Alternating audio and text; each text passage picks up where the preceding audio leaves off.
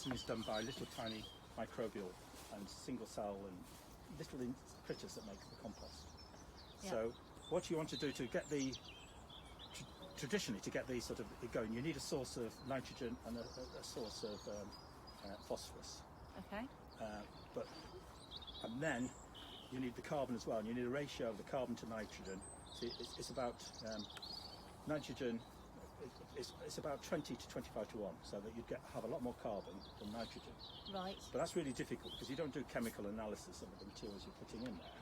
Yeah. And so you're thinking, okay, so that's why we just talk about greens and browns. Right. Because if you get them sort of equally sort of green and equally brown, then that's about the ratio you want, the ideal ratio of 20 to 25 to 1. So when we talk about brown, what does Right, what so this is brown? what they do. So if you looked at these sort of things, this would come, well, it is actually brown in colour.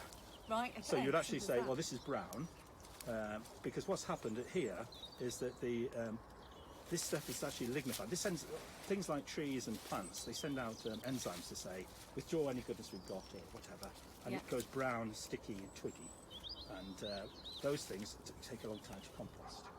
So those are your browns. So you want to mix those with greens. So do we need to cut those up smaller?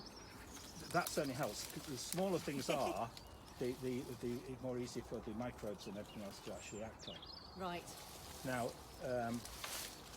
the traditional way that people will sort of say to you, if you went onto YouTube and saw a video of how to make your compost, it's just impossible because most people haven't got big gardens. So in Kew, it'd be great because you have just have big piles of materials, all these greens, all these browns, and then when you come to a compost, make a compost heap, you'd start then and you'd layer it all. You make sure there's good air underneath.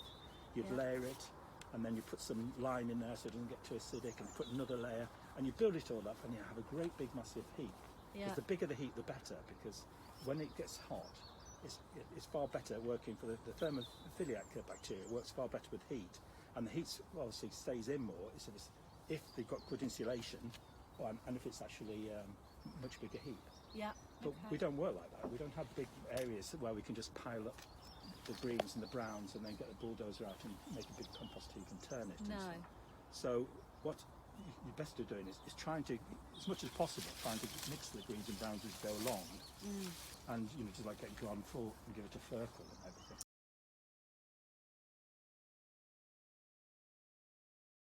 everything. The other things about the compost, so I'll tell you about the mixing the browns and the greens. You also need to get air in there. Right. So that's one reason why, just to keep on, you turn it, just aerate it, because you're not going to get any areas which actually really clump down. So if you put in something like grass cuttings, they really heat up, but then just all clump up and they become anaerobic. Right. So with the microbes, they're all, and the springtails and all the little creatures, they all want air.